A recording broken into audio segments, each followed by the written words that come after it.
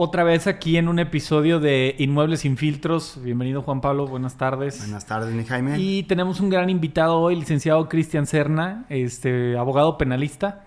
Muchas gracias. ¿No? Y aquí estamos, sí. Pues, Cristian, lo primero que hacemos, es agradecerte la invitación a este espacio. La participación a este invitación espacio. Se las agradezco yo. y empezamos siempre con un poquito de tu background. ¿Qué estudiaste? ¿Dónde estudiaste? ¿Cuál es tu giro en especial en este tema? Y luego ya nos vamos metiendo un poquito al tema de los inmuebles. Claro que sí, pues muchas gracias por invitarme, por tenerme la consideración y ojalá mi conocimiento y la experiencia que tengo después de 22 años de litigio les pueda servir a ustedes y les pueda servir pues a la gente que pueda ver la información que vamos a proporcionar. Yo estudié aquí en León en la Universidad Iberoamericana, la licenciatura en Derecho. Durante toda la carrera estuve trabajando en el Cerezo, primero en los juzgados como parte de la Defensoría de Oficio, primero y segundo menor penal, luego en el sexto penal, luego en el quinto penal, ahí le ayudaba a la jueza a hacer órdenes de aprehensión, entonces, y ahí todavía pues estaba estudiando, ¿no? Salí de la carrera, me fui agente del Ministerio Público, y estuve agente del Ministerio Público como unos 2 años, que en ese entonces el agente del Ministerio Público llevaba todo tipo de asuntos, ¿no? Llevabas homicidios, llevabas despojos, llevabas fraudes, llevabas todo. Enfocado a lo penal. Todo exclusivamente penal. Todo exclusivamente penal. Y esa experiencia te sirvió mucho. ¿Por qué? Porque aprendes a tratar a la gente y empiezas a ver... Y todo tipo de gente. A englobar qué es lo que busca la gente o qué delito es el que sucede, ¿no? Porque resulta que una señora le prestó un coche a su comadre, pero luego ese coche no se lo regresó, pero se lo llevó ya en un exceso de velocidad, atropelló a una persona, pero esa persona pues ahora está reclamando las lesiones. ¿Qué hay ahí? Caray. O el coche, de quién era, se lo prestó, pero no se lo devolvió, ya hay un abuso de confianza por ahí, pero luego se lo reclamó y no se lo entregó, será un robo, y las lesiones, ¿quién es el responsable de pagar las lesiones? ¿La comadre o la señora? Y entonces te da mucha experiencia, mucha pauta a ir enlazando todas las circunstancias de la vida real para encontrar qué es. Ojalá la gente llegara y te dijera así un tema muy sencillo, ¿no? Oiga, ¿sabe qué? Es que compré esta propiedad y me cometieron un fraude. Pues ojalá fuera tan sencillo. Pero la mecánica en cómo sucede es completamente distinta. El derecho penal es la única área del derecho que absolutamente todos los asuntos son completamente distintos.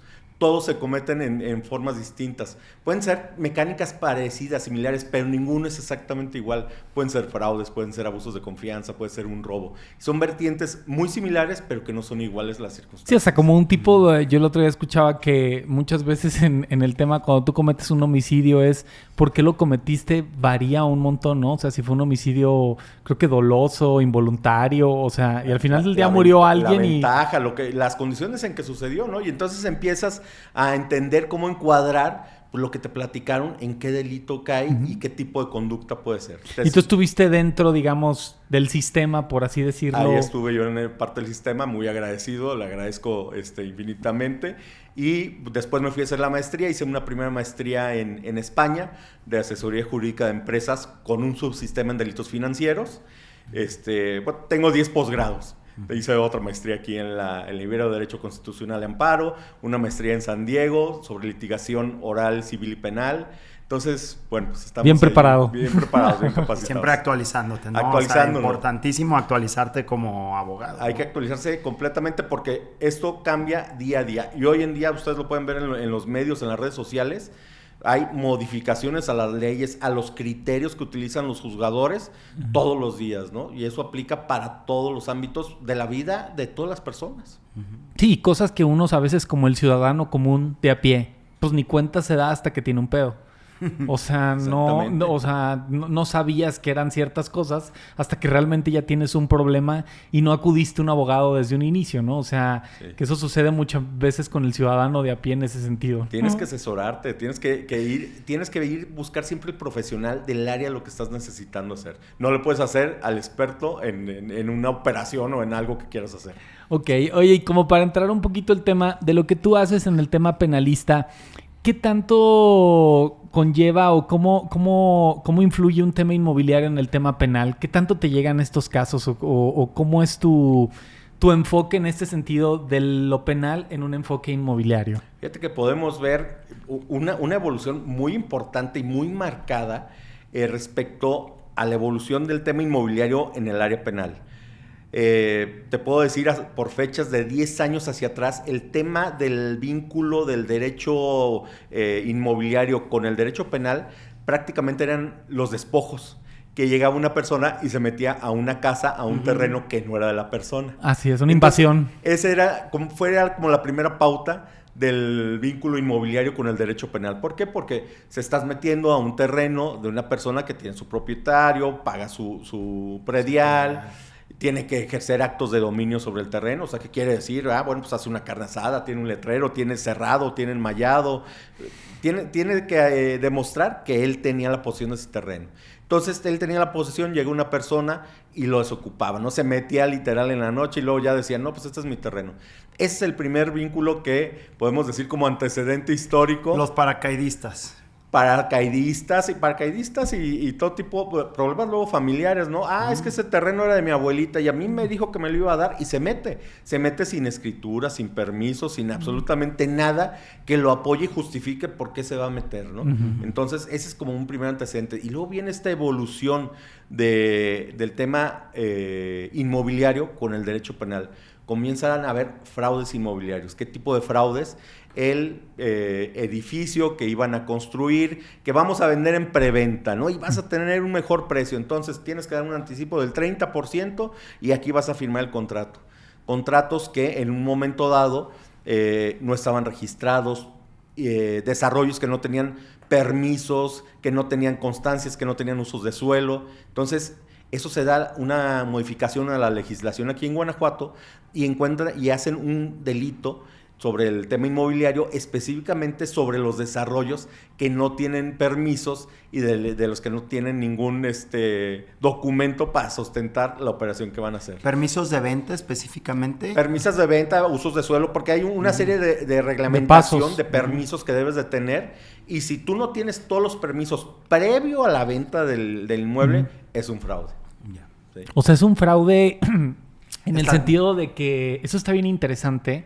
O sea, porque si vemos en este caso, bueno, en la ciudad, en muchas ciudades, el tema de preventa donde tú compras en papel y muchas veces en la práctica van los permisos de este lado y va a la venta ya caminando de este lado. Sí. O sea, eso digamos que en estricto sentido es fraude. Eso es ilegal, no se puede hacer. Cuando tú haces la preventa, tú ya debes de tener todos los permisos. Si no tienes todos los permisos, eso es un fraude, es un engaño. ¿Por qué? Porque nadie le asegura al constructor que le vayan a dar el último permiso de uso de suelo. O el permiso de venta. O el permiso de venta, o el que quieras. Eso es ya cuando estás vendiendo una unidad individualizada. Si estás levantando capital para un desarrollo, ¿entra en otra categoría o también entraría dentro de lo mismo? Es que entra en lo mismo. Aquí es precisamente el asesorarte con un abogado, ¿no? ¿Qué vas a hacer? ¿Vas a hacer una inversión? Bueno, las inversiones tienen unos serios requisitos. ¿Vas a hacer una inversión del tema inmobiliario?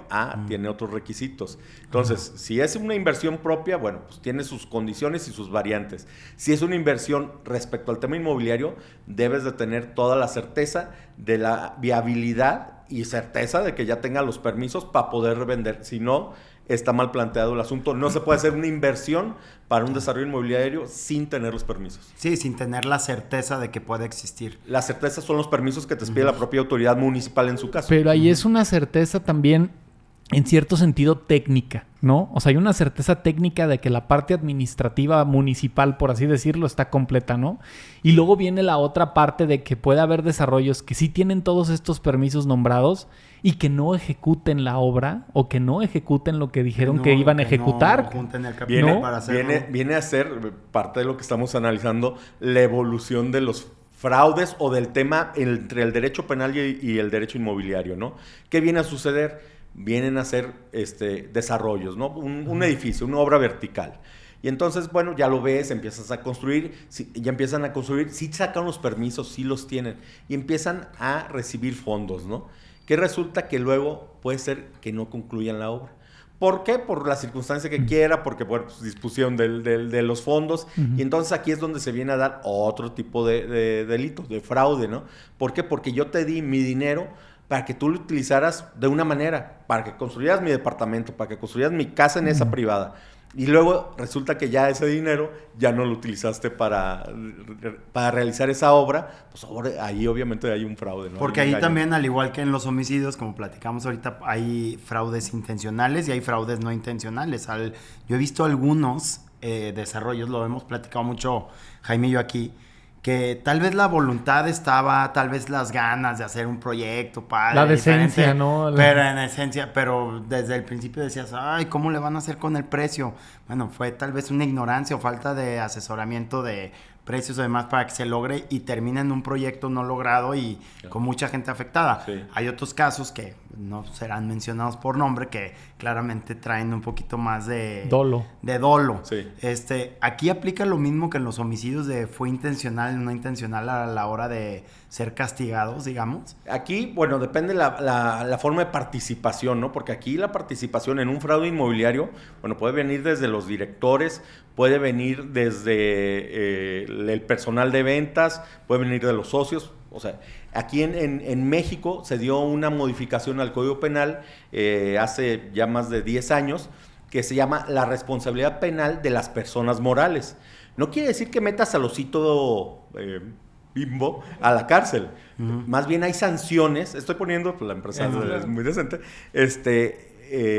Pero hay sanciones en contra de la empresa por un actuar penal, por un fraude, por un derecho ambiental, por un delito de carácter fiscal, ¿no? Entonces, ya las sanciones no son nada más para la persona en el sentido de la restricción de la libertad, ¿no? De meterlo a la cárcel, en pocas palabras, sino también hay sanciones que se imponen directamente a las empresas que participan en este tipo de fraude. Porque había responsabilidades limitadas en ciertas razones sociales, ¿no? No pasaba nada, ¿no? Uh-huh. No sucedía ahí nada. Topaba seguía la empresa funcionando y veías un tamaño de empresa y seguían haciendo actividades y resulta que habían metido a la cárcel al gerente, que era el pobre señor, que era el prestanombres del dueño de la corporación, y ese es el que pagaba los platos rotos, ¿no? Y por decirte, o sea, ¿qué es lo que te protege en ese sentido? O sea, hablábamos antes de empezar a grabar que muchas veces alguien va y a lo mejor se confía con la infraestructura que ve o el lugar donde está o hasta el mismo desarrollador y no se fijan qué firman, ¿no? O sea... Exactamente. Ahí en ese tema, ok, tú puedes a lo mejor... Digo, a mí, yo he participado en varias preventas y nunca me ha tocado un comprador. O sea, ahorita participé en unas preventas, 400 unidades, absolutamente nadie de esas 400 personas pidió una modificación al contrato. Una modificación en el contrato. Los permisos, enséñame, o sea, enséñame los permisos. O sea, la gente llega, te aparta, firma y ni se fijan qué van a comprar. Exactamente, era lo que estábamos platicando, ¿no? La gente les ofrece la empresa, el vendedor, el gestor, una operación inmobiliaria, ¿no? Un terreno, un departamento o una casa. Y le platica la mecánica de cómo es, y es una gran inversión, y aquí va a ser esto, y va a tener estas amenidades, y la alberca, y el club de golf, y lo que quieras, ¿no? Pero resulta que el documento que firman, el documento donde se basa y se plasma la voluntad que tiene el comprador y el vendedor, es completamente distinto. Y habla de un contrato de inversión, ya no habla de un contrato compraventa. Tú a lo mejor creíste que estabas adquiriendo un inmueble, pero resulta que no, estás adquiriendo una inversión en donde tú te comprometes a entregar cierta cantidad y el desarrollador se compromete en la medida de su posibilidad a hacer un desarrollo. Tenemos un asunto en Cancún en donde precisamente son unos extranjeros. Los extranjeros no pueden adquirir bienes en la franja fronteriza, en el mar. Entonces, se adquiere a través de un fideicomiso. Pero resulta que a esta persona, este extranjero, no le explica ni sus abogados ni el banco, ni mucho menos el desarrollo inmobiliario, que estaba adquiriendo unos derechos de un fideicomiso. Esos derechos se pueden extinguir. Un fideicomiso puede durar máximo 50 años. tarde o temprano esos 50 años va a llegar y la propiedad va a dejar de poderla utilizar, porque al final de cuentas nunca fue suya, ¿no? Fue del banco que la administraba y que era el titular del bien. O sea, no es un inmueble que ingresa en un fideicomiso, sino eran los derechos nada más. O sea, es un inmueble que ingresa a un fideicomiso, pero ese inmueble nunca va a ser de la persona, porque como no puede adquirir, por eso lo compra un fideicomiso. Y esa es la realidad de todos los extranjeros que compran en franjas fronterizas. Es lo que pasa, fronterizas. que no les ponen de conocimiento ni les explican qué es lo que están comprando. No estás comprando una casa, no estás comprando un departamento, estás comprando unos derechos de utilización del inmueble. Nunca va a poder ser, hasta este momento, como está la legislación, nunca va a poder ser tuyo ese bien inmueble. Y si él vendiera esos derechos de fideicomiso a una persona mexicana, ahí le puede vender los derechos del fideicomiso, pero ahí, si le quisiera vender la casa como tal, sigue otro procedimiento porque habría que extraer la casa de ese fideicomiso para que ese mexicano adquiriera esa casa. Ponerle en un depositario temporal porque él no puede ser. Pero eso ya sería otra mecánica y eso es muy distinto, ¿no? Aquí la problemática es que nadie les explica los alcances de lo que estás firmando o de lo que estás adquiriendo. Lo mismo pasa con lo que estamos hablando. Ahorita estamos hablando de este sentido de un fideicomiso o de adquirir una propiedad en una franja fronteriza o en el mar. Pero bueno, pues tenemos aquí muchos desarrollos que podemos ver que se quedaron a un 60, un 70% de construcción y la gente dice, oye, yo compré este departamento. No compras, revisas el contrato y el contrato no dice que lo compraste. El contrato habla que invertiste, que y al ser una inversión, pues la puedes perder, ¿no? O sea, que tienes la intención en la unidad tal, pero que ellos deciden si te van a vender y que puede haber una actualización de precio. Pero no estás comprando ahí el inmueble. ¿Qué pasó? Pues no te asesoras, no lees el contrato, porque bueno, pues también no es que sea la persona experta, ni sea su obligación. Pero si ya estás entendiendo que vas a firmar un contrato, pues bueno, te tienes que asesorar por un abogado, por un notario. ¿Y qué pasa si qué pasa, supongamos en un supuesto, bueno, valga la redundancia, pero que tú te invitan a un tema de preventa, ¿no? Y el contrato es leonino, como dicen por ahí, ¿no? Sí. O sea, donde realmente estaba la intención de fregar en un sentido de que yo no te prometí nada ni nada, esto fue lo que tú firmaste, tú me diste este dinero y aquí decía que posiblemente lo podías perder, ¿no? Por ejemplo, ¿aún ahí aplica fraude o ya te metes como a cuestiones de interpretación? Es que yo creo que ahí cabría la interpretación. ¿Por qué? Porque volvemos a lo mismo. Hay que ver los alcances de lo que tú estás adquiriendo. Si tú estás comprando una inversión inmobiliaria, bueno, tiene los alcances. ¿Por qué? Porque los negocios también se pierden, no en todos los negocios se gana. Si hay un desarrollo para hacer un fraccionamiento, para hacer una plaza comercial, para hacer lo que sea, no es obligatorio que tengan que ganar un porcentaje de utilidad. Puede ser que subió el acero, el cemento, haya otras circunstancias con lo que puedas acreditar, oye, yo no te engañé, mira, pasó todo esto que no hizo viable el desarrollo. No hay un engaño, no hay un fraude. Pero en cambio, si tú das tu dinero, tu enganche, tu primera participación para comprar el departamento 101 y resulta que no construyen el edificio, que no tenía permisos, que lo dejaron a medias y que ya no existe el dinero del fideicomiso, que no te acreditan qué hicieron con el dinero que tú entregaste, ahí hay un dolo, ahí hay una ventaja, ¿no? Ahí es castigable. Y para llegar a esos castigos en la realidad judicial, digamos, de México, ¿sí se ve justicia? O sea, ¿sí te han tocado casos en los que digas hay un resarcimiento de los daños? ¿O en realidad siempre, bueno, me imagino que al final es un juego en el que terminas perdiendo, ¿no? Por más que hayas recuperado, no recuperas el valor del dinero en el tiempo, lo que te costó el abogado, todo lo demás.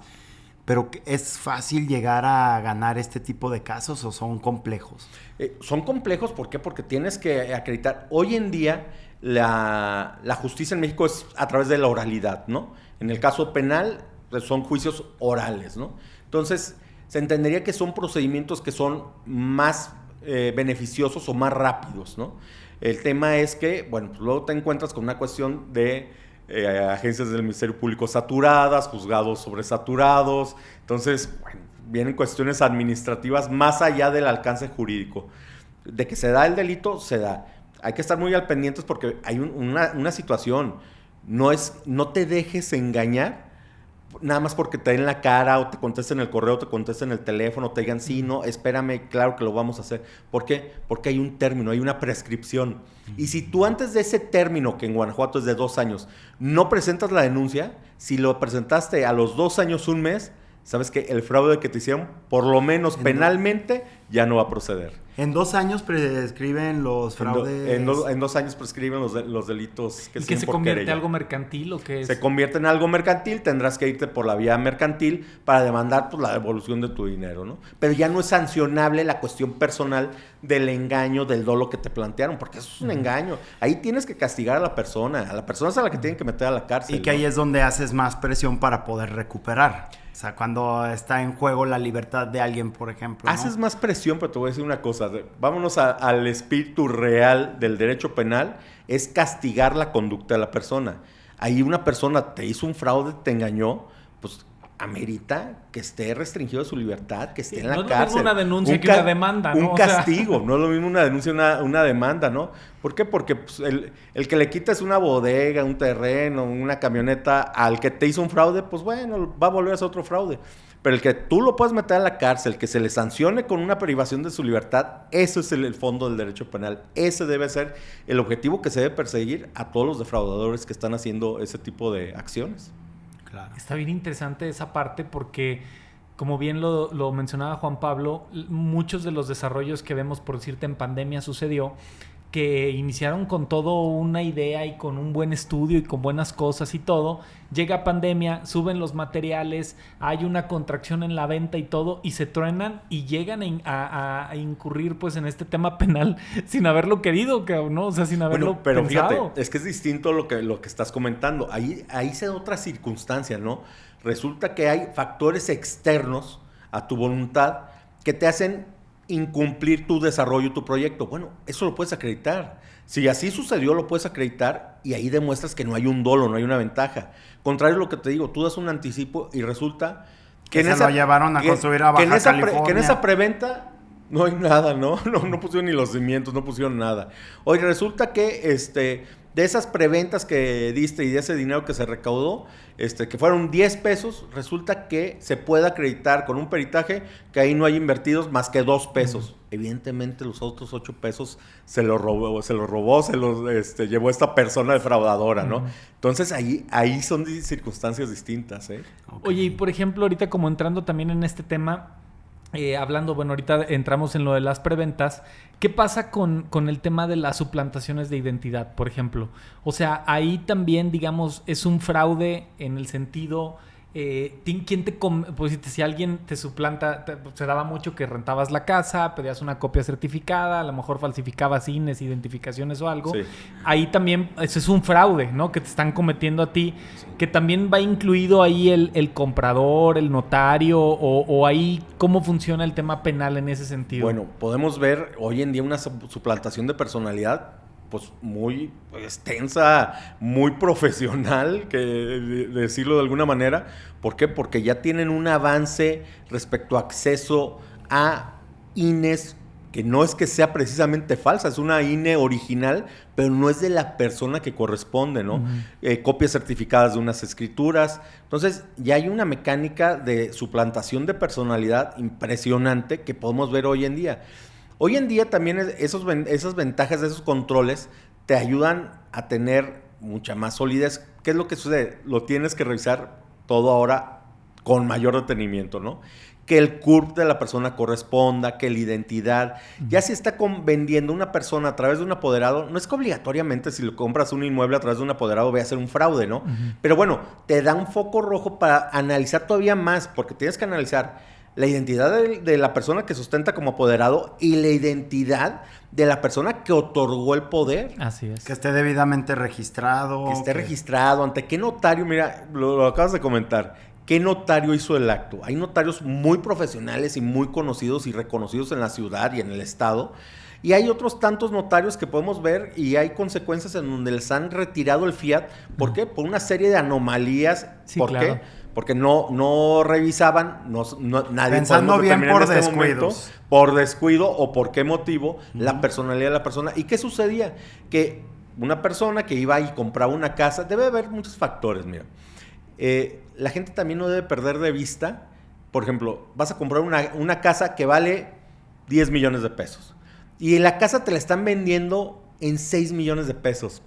Esa variación, o sea, ok, alguien puede a menos de que tener conozcas una tú necesidad al cliente extrema por vender una casa por el motivo que quieras. Pero bueno, esas necesidades son muy acreditables también, ¿no? Y lo conoces normalmente, lo pudieras conocer. Pero si sabes o no tienes a la vista, no porque te diga el vendedor, pues así los engañan, ¿eh? Normalmente. Es que tengo una emergencia en el hospital, es que tengo un hermano en la cárcel, necesito el dinero. Y, o sea, ya cuando hay una variación tan importante en el precio de más de 30%, debe ser el primer foco rojo que debes de tener. ¿Por qué te van a estar regalando un 30-40% del valor de la casa? Sí, los garbanzos de libra ya no existen, o sea, no existen. Ya no existen.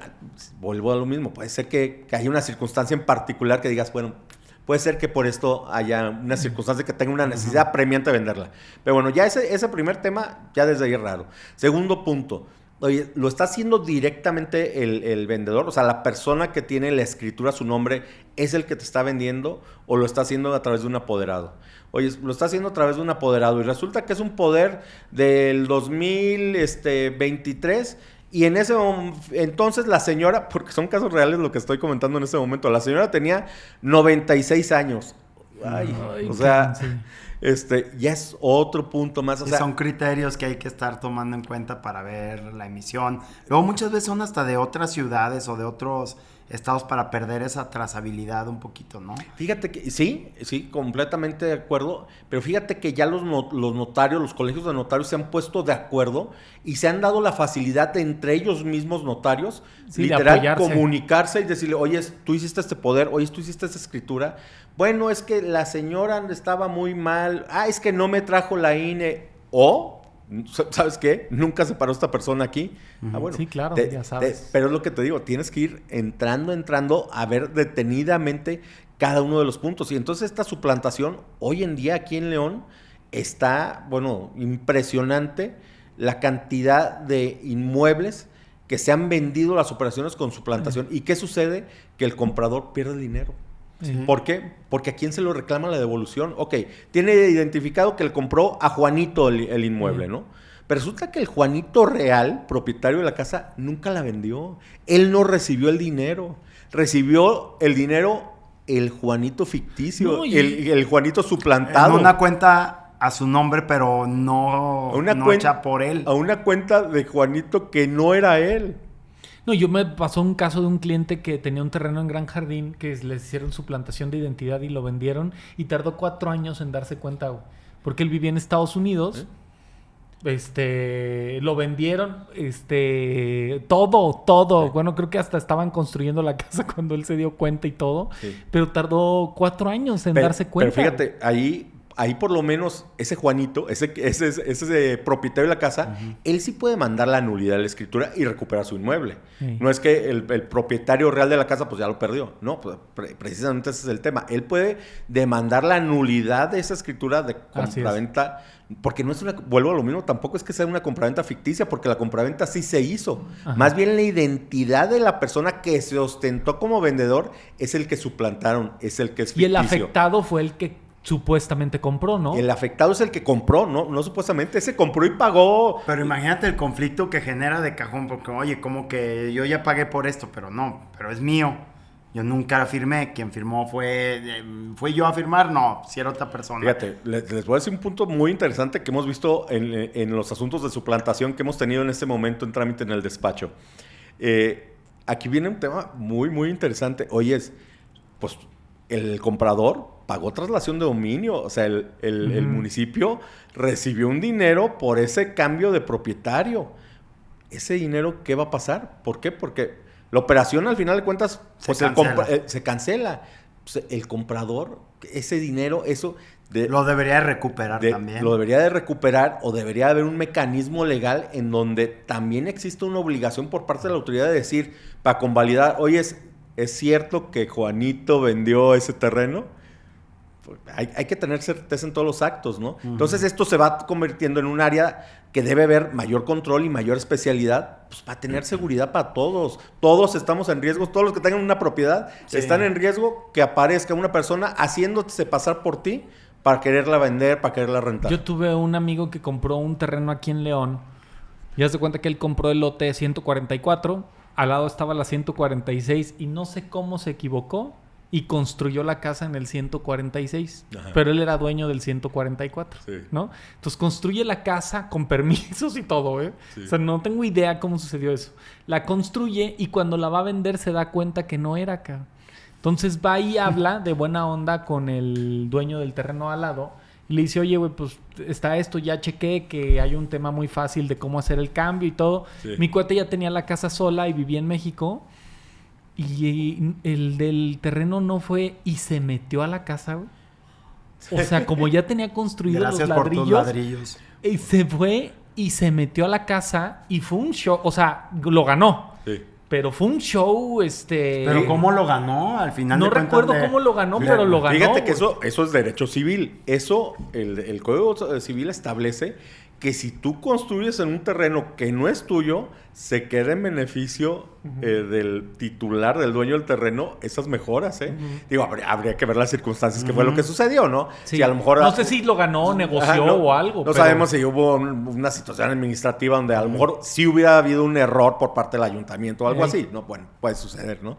Pero si tú construyes en un terreno que no es de tu propiedad, eso que construiste, perdido. Eso es consejo para todos los casados, no construyan en el terreno del suegro, ¿no? Es lo primero que te dicen. Es lo primero que te dicen, que no hay que construir. Para que no hacer eso. Oye, y entrando un poquito en este tema, algo que Juan Pablo y yo siempre hemos tenido como un tema medio de tabú, que los dos nunca nos hemos dedicado a esto ni hemos estado involucrados, pero yo, por decirte, recibo muchas llamadas de clientes que me dicen, consígueme un remate, ¿no? Y antes yo recuerdo, salían los remates en el periódico, ¿no? Había listados así del remate en el periódico y yo conocí hace muchos años gente que hizo mucho dinero en el tema de los remates, ¿no? Hace todavía 3 años los bancos, creo que Santander te aceptaba escrituras de remates, siempre y cuando no fueran por rebeldía o tenía ahí ciertas cosas. ¿Qué pasa en el mundo de los remates? O sea, eso es un tema que la verdad... ¿Cuáles son las implicaciones? Las implicaciones. Que hay que cuidar. ¿Es una compra certera o siempre queda ahí un apóstrofe? Mira, el tema de los remates ha ido evolucionando, ¿no? ¿Por qué? Porque el litigio ha ido evolucionando. Antes los procedimientos, pues bueno, eran muy laxos, eran muy sencillos, no había tanta ventaja o tanto dolo en cualquier juicio, ¿no? Simplemente, pues a lo mejor la persona no tenía para pagar el crédito, pues se salía a remate su propiedad y bueno, pues la perdía, ¿no? Entonces, era una cuestión que muy probablemente antes de los años 90 viene a ser muy, muy viable, ¿no? Vienen estas devaluaciones tan conocidas que suceden y bueno, vienen ahí hasta esos como asociaciones que protegían a los deudores para que no remataran sus propiedades, ¿no? Okay. Y entonces hacían plantones afuera de los juzgados para que no entraran los abogados para poder hacer el remate de la propiedad. Y pegaba, porque cerraban los juzgados y si hay un remate señalado para el día 15 a las 10 de la mañana y es día 15 y no puedes entrar al juzgado, no se lleva a cabo y tendrán que señalar una nueva fecha. Y funcionó muy bien en los años 80, 90, ¿no? Pero bueno, era un método muy ordinario, muy arcaico, ¿no? Para impedir un remate. Viene el remate de las propiedades, ¿no? ¿Qué sucede? Este remate, pues, es porque la persona ya no puede pagar ese crédito y entonces... A cualquier acreedor, ¿no? A cualquier acreedor, tiene que ser un bancario. Un banco, una persona que le haya prestado un dinero, una persona que le dio un pagaré, una deuda que pudiera tener, ¿no? Entonces, embarga la propiedad, no le paga, se sigue el procedimiento y se remata, ¿no? Se hace un avalúo de la propiedad.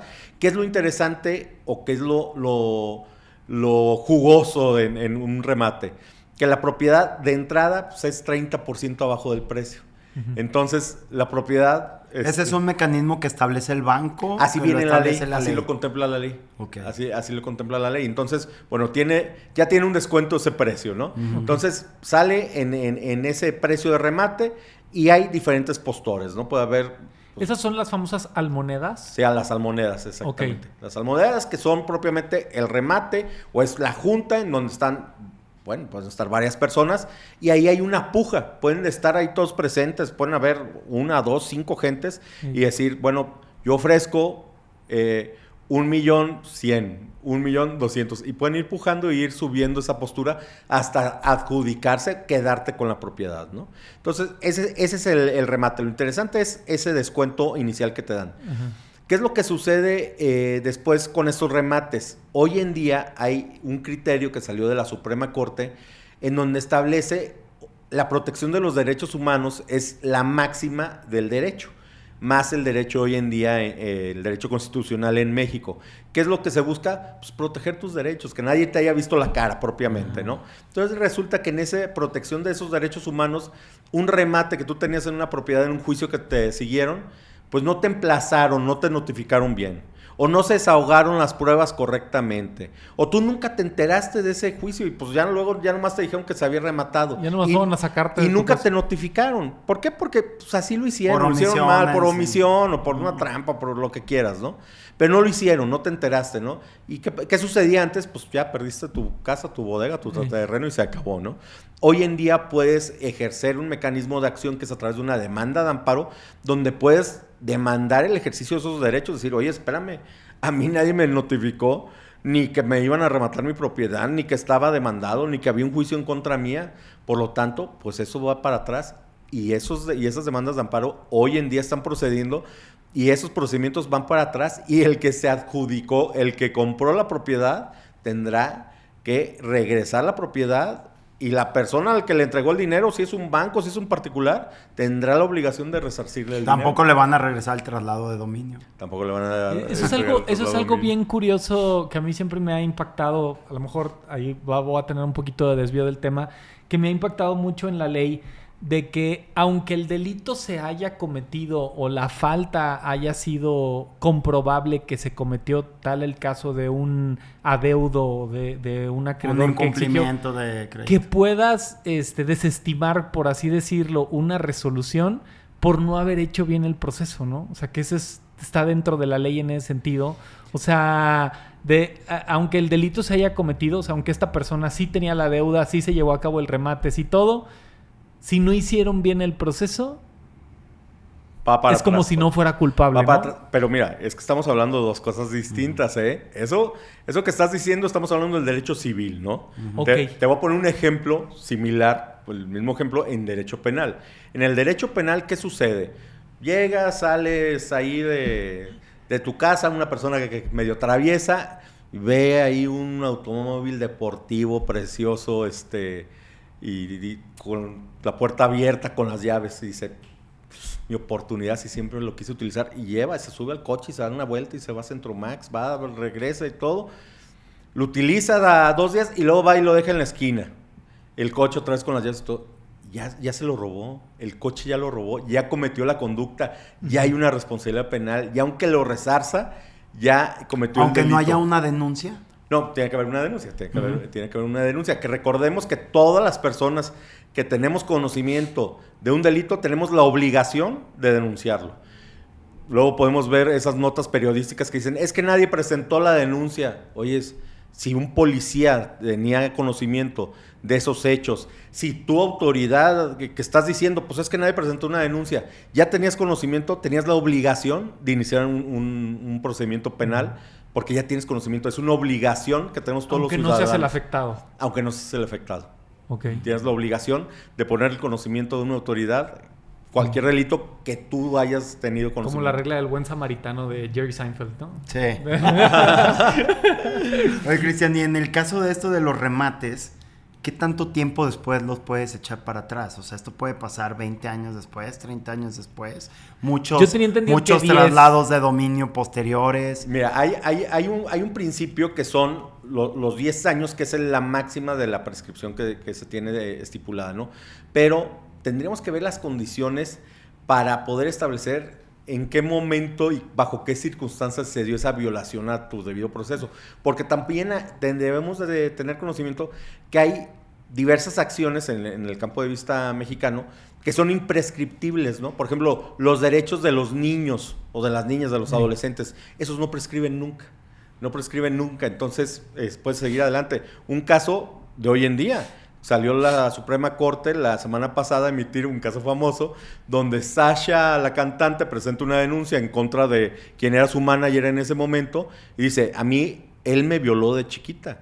Y habían pasado más de 35 años de esos hechos. Por haber sido niña. Y entonces la Suprema Corte que determinó que era procedente esa denuncia porque ella estaba manifestando en ese momento bajo conciencia lo que había sucedido. Era imprescriptible, ¿no? Entonces hay muchas acciones, sobre todo penales, que son imprescriptibles, ¿no? Que sí las puedes reclamar en cualquier momento. Sí, aparte, lo que mucha gente no se da cuenta también de los remates es de que, bueno, primero, esta cuestión tan importante de que puede llegar a que te lo reviertan, por así decirlo, sí. Y también todo lo que implica el tema de esperar a que quede la escritura, tener que desalojar a las personas que están adentro, cómo te dejan la casa, qué implicaciones, ha habido tiroteos en esas... Y que tengas certeza que es un remate, ¿no? Porque tenemos, pues, oyes, yo te hago... lo que algunas oficinas, despachos hacen, te voy a hacer la cesión de los derechos litigiosos, ¿no? Porque vamos a rematar esta propiedad. Oye, pues ahí a lo mejor la persona ahí está interpretando, ya compré la casa. No, estás comprando el procedimiento para rematar la casa. Y nadie te asegura que a fuerzas tenga que salir a remate esa propiedad, ¿no? Entonces, pues ahí ya tienes que ejercer tus acciones para poder determinar lo que tú estás adquiriendo. Vuelvo a lo mismo del inicio. Tienes que leer, tienes que tener certeza de lo que estás haciendo. Si no lo sabes, asesórate. Sí, no, asesórate. Ese es el punto, te tienes que asesorar. ¿Tú comprarías un remate? Yo no compraría un remate. O sea, de plano... O sea, el riesgo es más alto que la posible ganancia. Yo no compraría un remate porque, o sea, tampoco, a ver, tampoco es que todos los remates sean ilegales, todos están chuecos y todos están mal hechos, ¿no? Pero poner en riesgo tu patrimonio en una propiedad que no tengas certeza de cuál fue el proceso que se fue. Te asesoraste con un abogado, vio que siguieron todo el procedimiento legal, sí se le notificó a la persona, desahogaron pruebas, se inscribió en el registro público, se hicieron las publicaciones de los edictos. Bueno, pues es un remate, digo, es una figura jurídica que existe, está bien hecho, o sea, tampoco es que todos los remates estén mal, ¿no? Pero bueno, pero ya tienes la certeza que estás adquiriendo algo conforme a la ley, ¿no? Que aún que quieran presentar un amparo, pues no va a proceder eso nunca. Que era el supuesto que decimos, oyes, pues si estás viendo, vas a adquirir una propiedad y tú tienes conocimiento, o tu asesor está teniendo conocimiento que no lo emplazaron, o sea, no le notificaron directamente al deudor, no desahogaron pruebas, tenían que publicar el edicto 3 veces y salió 2 veces. Oyes, está mal, estás comprando algo mal, eso se va a caer, eso es irregular. Por eso, los remates debes de tener mucha certeza de auditar cómo fue el procedimiento. Ese es el remate. ¿Y es fácil acceder a esa información? O sea, tú tienes acceso, cuando tú vas a participar en una almoneda de remate, tú te pueden prestar el expediente y tu abogado, la persona, lo puede checar y revisar que se hayan cumplido los requisitos legales.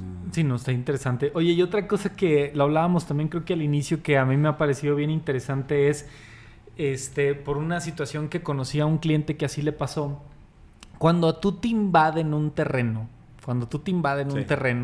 si no los agarras en flagrancia, o sea, de que tú hablas y me están entrando y la fregada o algo así, o sea, tú te vas hoy, dejaste tu terreno y al otro día llegas y hay alguien ahí, la gente hay veces que no entiende, o bueno, yo así lo entiendo así, tú no los puedes sacar. O sea, tú no los puedes sacar. Porque ahí ya es algo penal, un delito. ¿no? Tú mismo estás cometiendo un delito. Si lo sacas a patadas, te estás metiendo tú eres el delincuente. Estás haciendo justicia por tus propias manos. Y es un delito que se llama ejercicio arbitrario de propio derecho, ¿no? Cuando tú tienes un mecanismo para ejercer un derecho que es tuyo y no te vas a ese mecanismo para ejercer ese derecho, vas tú y sacas a esta gente a madrazos y los vuelves a meter allí y los sacas a la calle y sacando todas las cosas y contratan una grúa y sacas un camión que ahí metieron y todo eso. Eso es un delito contra el propietario de su terreno. Se llama ejercicio arbitrario de propio derecho. ¿Y es penal? ¿Es penal? ¿sí? Y entonces, ¿qué hay que hacer? ¿qué Esperar hay que que un hacer? proceso... No, esperar. Lo que tienes que hacer, lo legalmente que tienes que hacer es presentar una denuncia por un delito de despojo, ¿no? Uh-huh. Entonces presentas la denuncia por delito de despojo. Para eso es la ley, lo tienes que ejercer. Mira, todos podemos tener conocimiento de lo tardado que puede ser el trámite de cualquier procedimiento penal o de cualquier procedimiento jurídico, ¿no? Uh-huh. Pero tarde o temprano va a llegar el resultado, siempre va a haber un resultado. Digamos que te tocó la mala suerte, ¿no? O sea, porque te invadieron un terreno, pues tendrás que irte por la vía penal y esperar a que los desalojen. Vas a ganar. Que ganas. Vas a llegar a ese resultado. Siempre vas a obtener un resultado favorable. Si tú tienes la razón, tú vas a llegar a ese camino. No puede ser el camino fácil, porque si no, pues imagínate, pues es interpretativo, ¿no? Porque pues a lo mejor tú dices, bueno, sí es mi terreno, pero a lo mejor esa persona que se cree con derechos de un terreno o que sepa tú qué otro acto quiera hacer, pues está cometiendo un delito. O sea, no lo puedes ejercer. Aún y cuando sea tuyo, aún y cuando tú tengas tus escrituras, tu predial y todo, pues esa persona que se metió está cometiendo un delito y lo que tú tienes que hacer es presentar una denuncia, pues para que se enjuicie esa persona. Que también hay que mencionar que ahí el tiempo vale, porque si no entras en un tema de prescripción positiva, ¿no? 10 años, sí, no, porque se interrumpe cuando tú presentas la denuncia por despojo. Sí, pero, o sea, me pasó con otro cliente que ni sabía que tenía un terreno aquí de casi 3 hectáreas por las joyas y lo olvidó, 20 años. Y cuando regresó, ya 20,000 metros ya estaban construidos y tenían escrituras de prescripción positiva. ¿Sí? O sea, pero te estoy hablando, él lo compró en el 79. Nosotros lo tratamos de vender en el 2020. ¿No? Estás hablando ya de 41 años. Y la escritura de prescripción positiva era del 2002, 2003. Y esa escritura sí, esa no es revocable.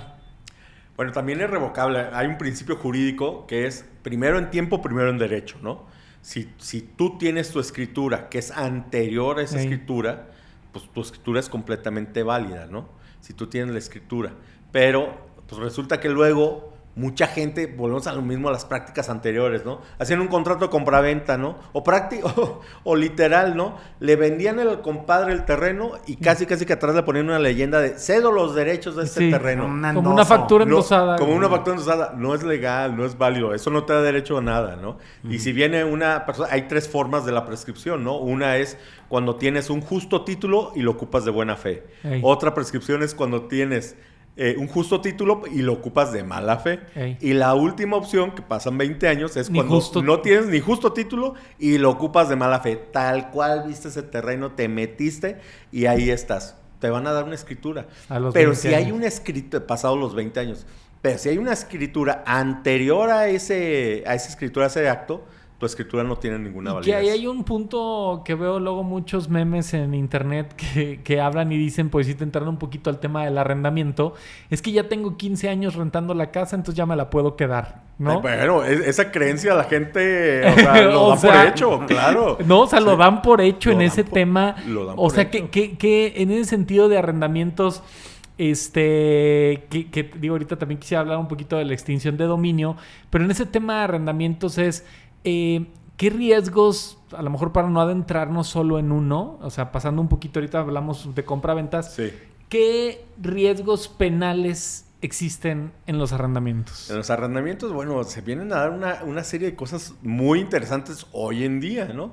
¿Qué sucedía? El contrato de arrendamiento, pues era un contrato en donde pues tú le permitías a una persona ocupar un bien inmueble a través de un pago de una mensualidad, ¿no? Uh-huh. Por ocupar ese inmueble. Punto. No había mayor tema, ¿no? ¿Qué es lo que sucede? El estallar delictivo de violencia en México, eso ha ido permeando que vaya a haber una evolución, o que hay en ese momento una evolución jurídica, pues para darle más seguridad al Estado, al gobierno, y buscar más seguridad para los ciudadanos. Uh-huh. Podría luego interpretarse, por ejemplo, el tema de la extinción de dominio como una seguridad para el Estado. Porque ¿qué es la extinción de dominio? La extinción de dominio es cuando en un inmueble se comete un ilícito, el gobierno, el Estado, tiene la facultad, la ley, de decir, como esto está irregular y están utilizando este inmueble para un fin ilícito, me lo quedo y lo expropio y es para el gobierno, para sus intereses. Lo rematarán, se lo adjudicarán, pondrán una casa de apoyo a la mujer, lo que sea, ¿no? Buscando darle un fin lícito, ¿no? A ese inmueble ilícito. Por eso hoy en día los contratos de arrendamientos deben de reunir una serie de requisitos. Entre esos requisitos es que tú establezcas desde el inicio en el contrato que debes de tener la certeza de que el arrendatario, la persona que te va a pagar la renta, haga ese pago con dinero lícito. Y por eso viene esta mancuerna ahora con esta también modificación fiscal de emitir facturas para comprobar que a ti te dieron ese dinero de una manera lícita, de una cuenta bancaria registrada, que paga impuestos, que se tiene un control sobre ella, sobre una propiedad que es tuya, que es de tu propiedad. Y esa es la forma más efectiva de acreditar. Existen varias. Sí, porque al final no eres la policía tú, ¿no? O sea, es que ahí te pasan un poquito la responsabilidad de las unidades de investigación del gobierno, ¿no? O sea, te convierten a ti como arrendador en una entidad obligada a investigar a quién le está rentando. Pero pues tú solo como ciudadano normal, común y corriente, tienes un alcance limitado para saber si esta persona es un delincuente o no. Es como las obligaciones, mira, estamos hablando del punto de vista jurídico y ustedes han tenido notarios invitados. El gobierno le ha impuesto obligaciones a los notarios de enterar el impuesto. Los notarios tienen que informar el pago de los impuestos. Sí, es el verdugo del SAT. De una compraventa. Transmiten esa obligación a un particular, a un ciudadano, ¿no? Que es el notario. Pues sí, hacen las funciones notariales, pero pues ya tienes que hacer funciones a través del Estado. Aquí es lo mismo, ¿no? El arrendador debe de asegurarse que la persona que está rentando ese inmueble, pues dentro de tus alcances, porque tampoco eres policía investigador, pues sea una persona que no haga actos ilícitos. Y te ayuda un poco a decir, oye, mira, pues yo llené esta solicitud, güey, yo pedí estos comprobantes de ingresos, yo hice esta investigación, aquí están las referencias del SAT, o sea, le pedí sus recibos de nómina, que los verifiqué, que estuvieran dados de alta, o sea, ¿eso te ayuda? Eso te ayuda, claro, sí. Eso te ayuda precisamente para acreditar que, bueno, tú hiciste lo que tenías a tu alcance, porque nadie está obligado a lo imposible, ¿no? Pues yo no me metí a la base de datos de la fiscalía para saber si tenía antecedentes penales, pues no lo puedes hacer, ¿no? Pero lo que sí puedes hacer es la obligación de emitir una factura para el pago de ese arrendamiento y que esa factura la paguen de una cuenta bancaria que pertenezca a la persona. Ahí ya encuentras que estás haciendo una actividad lícita, ¿no? Lícita. Exactamente. Si ya hiciste la investigación a través de una póliza jurídica o una investigación propia con tu agente inmobiliario, bueno, pues ya precisamente estás desvirtuando lo que estamos hablando en el fondo, que es la cuestión del dolo, de la ventaja. Yo, propietario del inmueble, yo arrendador, no me conducí dolosamente. Yo ni sabía que en esa casa iban a hacer actos delictivos.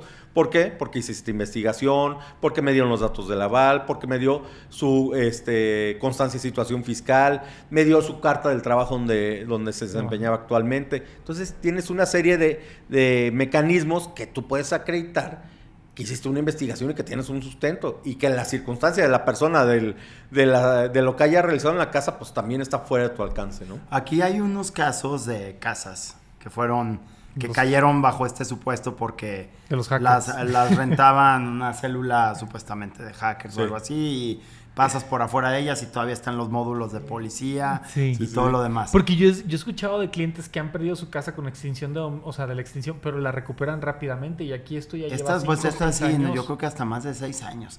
Que una vez que se da este supuesto, oye, pues yo le rentaba a Pepito y de repente veo a Pepito esposado en el periódico. Sí. Ya, o sea, de cajón, o sea, y él es mi arrendatario. Ahí ya, preocupación número 1, cualquier delito hace que el domicilio en el que habitaba esta persona sea sujeto a extinción de dominio, o son delitos digamos, de alto impacto o de crimen organizado. O delitos que se cometían ahí, o que él era un delincuente afuera y vivía ahí. Son delitos que deben de tener una consecuencia jurídica y deben de estar establecidos, que son, porque hay una variante de delitos, hay delitos menores, ¿no? Por unas lesiones no te van a extinguir una propiedad, ¿no? Pero por un delito de narcomenudeo, de armas, de huachicol, de cualquier delito que sea de alta índole, que contemple el código como delitos graves, pues bueno, eso es... ¿Pero son delitos que se cometieron en la casa? O sea, o que un delincuente viva en esa casa, por ejemplo. No que el delincuente viva en la casa, sino que en ese inmueble, en esa bodega, porque bodega, terreno, rancho, casa, se realicen actos ilícitos. Sí. Okay. Hoy resulta que en una bodega, pues ahí tenían un camión lleno de cualquier tipo de cosas robadas, ¿no? O una casa, pues resulta que era un lugar donde tenían a gente secuestrada, ¿no? Entonces, ahí ese es el supuesto. Los hackers probablemente despachaban desde las casas. Pues sí, o sea, porque lo raro que existe es que yo tuve un cliente que le pasó en Guanajuato capital con 2 viviendas que rentó y resultaron ser narcomenudistas y en 10 meses recuperaron las 2 viviendas. Pero él hizo bien como en tiempo y forma y creo que no daba facturas y las recuperó. Pero estas que estamos hablando ahorita ya tienen años. O sea, supongo que es por la complejidad del caso. Puede ser la complejidad del caso y también, pues, ¿qué tenías tú para garantizar? O sea, tú arrendador, propietario del inmueble, ¿qué tenías tú para sustentar que los mecanismos que tenías a tu alcance los activaste, los ejerciste para estar seguro qué persona ibas a meter ahí? Uh-huh. Podemos ver, el procedimiento de extinción de dominio es completamente atípico, es un procedimiento muy particular, porque es un procedimiento que es en materia penal, pero sigue como si fuera un procedimiento de oralidad mercantil, un desahogo de pruebas, un ofrecimiento de pruebas. ¿Esto de la extinción de dominio existe en otros países? Sí existe en otros países. Y ahorita en México se está aplicando bastante, bueno, pues porque volvemos a lo mismo, por la situación de violencia que existe en el estado, en la ciudad, en el país completo, pues eso obligó al Estado a un mecanismo de decir, bueno, ¿sabes qué? O sea, debes de cuidar al máximo qué personas van a ocupar un inmueble para que luego, pues... Y también ahí hay que tener mucho en cuenta temas de implicaciones de las obligaciones de un arrendador o también la cuestión, porque yo he escuchado historias, me platicaba un cliente que su papá, cuando no le pagaban la renta, iba y les quitaba la puerta principal, ¿no? De la casa. Sí. Le bajaba el switch. No, se las quitaba. Ajá. O les quitaban el medidor o vas y cambias las cerraduras de la puerta para que ya no puedan entrar. También entender que como arrendador al hacer eso es un delito, ¿no? Mira, o sea, ¿cuál es la implicación? Acabas de decir un punto súper interesante, ¿eh? ¿Por qué? Porque lo podrías hacer, no lo puedes hacer, de entrada no lo puedes hacer, pero hay una ley de condóminos del estado de Guanajuato, que en esa ley sí te establece la posibilidad de restringir los servicios. Entonces, ¿por qué? Porque no existe un pago de mantenimiento, ¿no? Pero debe estar enterado, obviamente. Pero, precisamente, volvemos a lo mismo, el hacerlo bien. Entonces, debe haber una obligación, debe hacer un condominio, debes de tener una acta de asamblea donde hiciste una sociedad, una serie de requisitos, ¿no? Pero bueno, eso te da el mecanismo legal. Volvemos a lo mismo, si haces bien las cosas, la ley te apoya y tienes la razón. O sea, ahí tienes una serie de mecanismos en donde verdaderamente tú puedes accionar una consecuencia por una omisión del arrendatario. Oye, ¿sabes qué? Pues no ha pagado la cuota de mantenimiento, no ha hecho esto. Luego hay una mala interpretación, tanto por abogados o por personas, que dicen, no, es que la ley dice que sí le puedo impedir el acceso o le puedo bajar la luz. Oye, o ya no le abro la pluma. Oye, no es que lo puedas hacer tú. O sea, tienes el procedimiento legal para que tú lo ejerzas y le solicitas a una autoridad para que lo haga. No es que tú vayas y hagas eso. ¿Por qué? Porque si no estás cometiendo un delito, ¿no? Sí, o sea, de cambiarle la cerradura. Por decirte, si fuera a lo mejor no un condominio, pues le estás rentando una casa en Jardines del Moral para oficinas, no te paga la renta y vas y le cambias la cerradura, es un delito, ¿no? Y les quitan los medidores de luz, los medidores de agua. No lo puedes quitar. Tú no puedes quitar un medidor de luz, no puedes quitar un medidor de agua. Estás cometiendo un delito, ¿no? Yo sé de algunos condominios verticales que lo que hacen es que cuando no hay un pago de la cuota de mantenimiento, no te limitan el consumo de agua. El consumo de agua lo sigues teniendo, pero te limitan el bombeo. Sí. Que ese es el que te lleva a tu departamento. No sé si sea así como un loophole y si caigas en un supuesto que de todas formas sea... No, digo, ahí lo están haciendo bien, que pues, yo no te estoy limitando el agua. El agua prácticamente nunca te la pueden cortar porque es un servicio, es un derecho, básico, ¿no? Un derecho humano, ¿no? Entonces, Efectivamente, bueno, pues ahí está la toma en el agua, sótano. ahí está, tú llega, baja, llena tu cubetita y súbete al 9º piso. Yo conocí otro condominio donde si echabas desmadre... Ya cuéntalo güey, todo, hombre. Si echabas desmadre te ponían multas, güey. Entonces haz de cuenta que después de las 10 no tenía que haber ruido. Y si hacías fiesta, te ponían multa y luego en la segunda te cancelaban el gas, güey. ¿Sí? O sea, cancelado el gas. A bañarte con agua fría. Y era con candado y todo y no podías, o sea, hacer... Y pues en Estados Unidos es mucho más fácil este tipo de cosas. O sea, en Estados Unidos pues sí estaba viendo un edificio que hacían multifamiliar y si tú no pagabas la renta dejaba de funcionar el elevador, por ejemplo, Sí, ¿no? pero ya lo haces con un régimen en condominio. Lo puedes hacer, digo, las condiciones jurídicas, por ejemplo, en Estados Unidos son muy distintas. Que hay que entender que hoy en día los procedimientos son exactamente los mismos desde Alaska hasta la Patagonia. Todos los sistemas penales son de oralidad. Todos son exactamente orales. Entonces, todos son iguales. ¿Por qué? Se homologó. Se homologó. Es una tendencia. Es una tendencia y ya todos los procedimientos son... O sea, tú los casos que llevas aquí en México son como los de Estados Unidos, o sea, presentas tu tesis y... Yo, de hecho, una especialidad que estudié de litigación oral penal, la hice aquí en la Universidad de La Salle, y una maestría que hice en Derecho Procesal, en litigación oral, civil y penal, la hice en San Diego. Porque pues eran los mejores en ese momento. Y allá sí es como la ves en las películas, aquí no. Aquí no, porque el tema es distinto. Por ejemplo, aquí no hay jurado, ¿no? No hay jurado. Y los juzgados, literal, en Estados Unidos, bueno, pues también hay juzgados chiquitos para los de las multas. Pero un juzgado normal, pues tiene toda una infraestructura para aguardar a los abogados, al acusado, al Ministerio Público, a la Fiscalía, a todo, ¿no? Aquí, pues obviamente, pues la cuestión entender económica, pues no permite tener como esos espacios tan ilustrativos, ¿no? Uh-huh. Pero al final de cuentas el procedimiento es exactamente el mismo, el de Estados Unidos que el de aquí.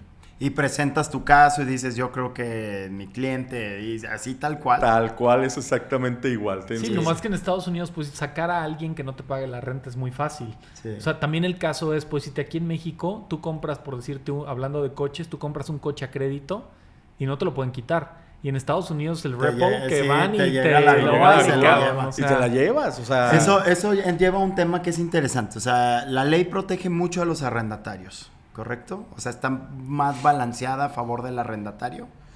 No, fíjate que y te voy a dar dos vertientes, que es el tema inmobiliario, principalmente de lo que estamos platicando.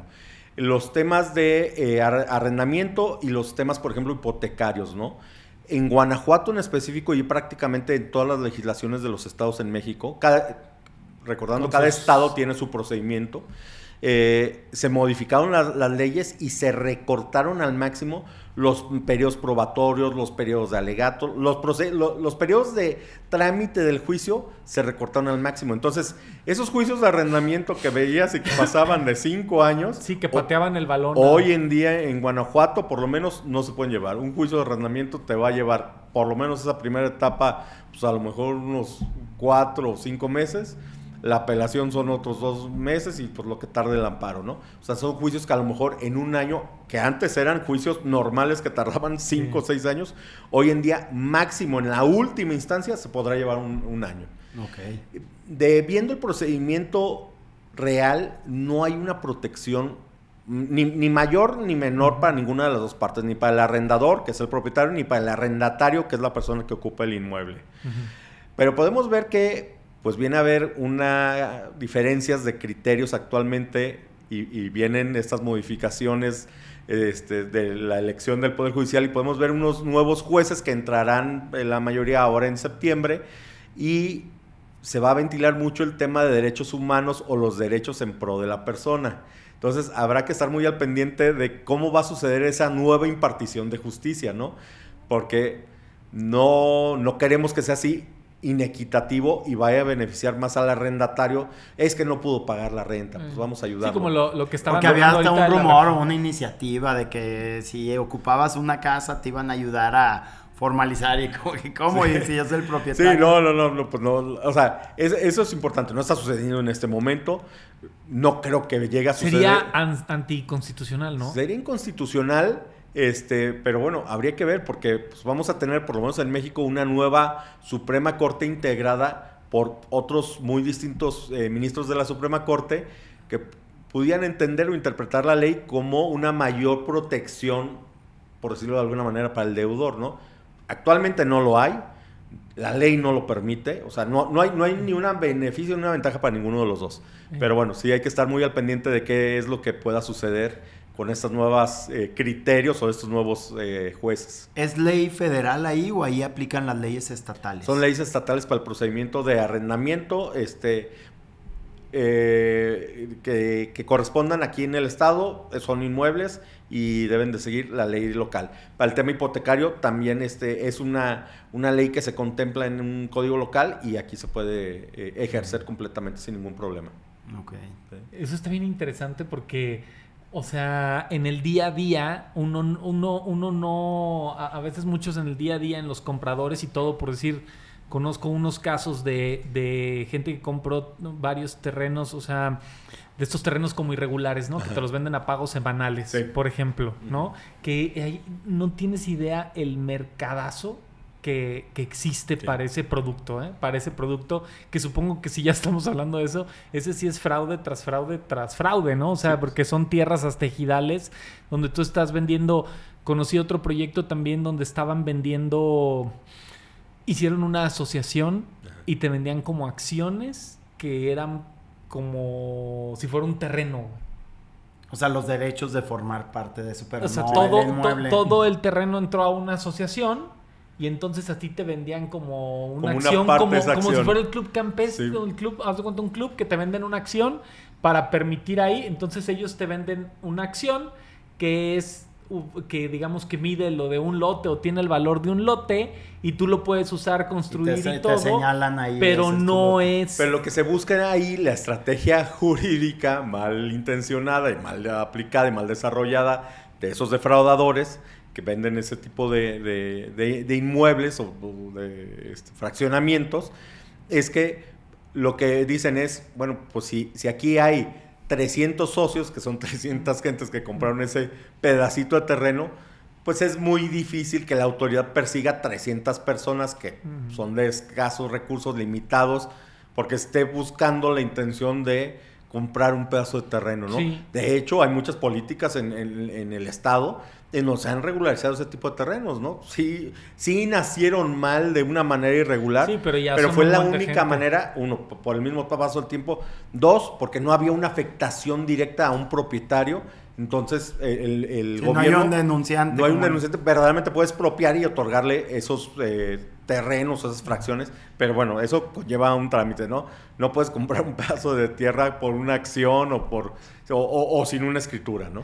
Oye, ¿y qué tanto de tu trabajo, por así decirlo, en este sentido, vamos a ir llegando como al final del episodio, pero en este sentido, ¿qué tanto de tu chamba ya es preventiva o otra ya es que tienen el agua en el cuello? O sea, no hay esa cultura en México, ¿no? De prevenir un poquito, de acercarte, por decirte contigo, a decir, oye, voy a hacer esto. No hay una cultura preventiva en México, definitivamente no lo hay. Debes de ver que llegan las personas a solicitar nuestros servicios, llegan con contratos que decíamos con fundamentación de Colombia, llegan con contratos con cláusulas que ya son inaplicables en el derecho actual en Guanajuato. O que decían literalmente, te voy a fregar. O sea, digo, esos contratos son literal los que muchos desarrolladores existen en este momento. Hey. Gente que de recursos, con profesionistas, donde adquirieron inmuebles y adquirieron bajo la promesa de que les iban a vender un departamento, un terreno o una casa, y resultó que nunca leyeron el contrato, y el contrato establece unas condiciones completamente distintas a lo que te ofrecieron. No lo leíste. Entonces, no hay prevención. ¿Por qué? Porque es inversionista, pues nunca fue con un abogado, con un notario, con un profesional a decir, oye, está bien, estoy comprando un departamento, está todo legal, está todo en orden. No hubo una asesoría. No, y aparte, pues obviamente tú cobras menos la asesoría que el litigio. O sea, la inversión que hubieran hecho por pedir una asesoría... No necesariamente, porque bueno, si tú, respecto a una asesoría, bueno, es que una asesoría no es como una plática y camínale, ¿no? O sea, es una asesoría que conlleva, ¿no? Lo que estamos diciendo, oye, si va a adquirir un remate, bueno, oye, tengo que hacer un estudio para determinar que ese procedimiento, ese juicio donde está ese inmueble, pues siguió todos los mecanismos legales, ¿no? Sí. Entonces, pues bueno, pues es que no es como una consulta, ¿no? Sino es, haces todo un trámite para garantizar pues, lo que está solicitando la persona, ¿no? Sí, es mucho más sano una asesoría que cualquier juicio. Simplemente por el transcurso de tiempo, ¿no? La justicia es lenta, la justicia lleva sus propios tiempos, pero al final de cuentas lo que sí podemos concluir es que siempre vas a obtener, si tú tienes la razón jurídica, no dudes en ejercer ese mecanismo legal para poderle ejercer. Okay. Y te van a dar la razón y vas a llegar a un resultado positivo. Ok. No, y tener también como en este tema o sea, entiendo que siempre en cualquier operación que influye dinero, tener una plusvalía o una ganancia, siempre existe un riesgo. Lo que haces pues es tratar de minimizar lo más que puedas, ¿no? O sea, lo más que puedas minimizar esa cantidad de riesgo, claro. lo más que puedas, ¿no? O sea, en ese sentido tratar con esto que nos dices, o sea, ok, me cuido de este lado, porque los dos sabemos, o sea, todo el mundo sabe que si te quieren chingar, o sea, ya estás en un problema, ¿no? Te van a llevar al baile. O sea, te van a llevar más bien es qué tan armado estás para si lo quieres, o sea, es una prevención al final del día. Pero si tú te asesoras y por mucho que te quieran plantear el negocio de tu vida, si tú contratas un profesional, un notario, un abogado, vas a poder determinar perfectamente que eso no procede, que es ilegal, que no reúne los requisitos legales, vas a estar protegido, no vas a llegar a eso.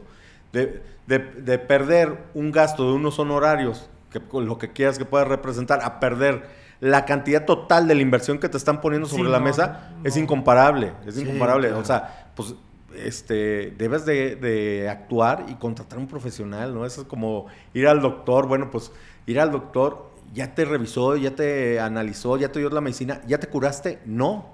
Tienes que seguir el tratamiento y tienes que seguir todo. En el mundo jurídico es exactamente lo mismo.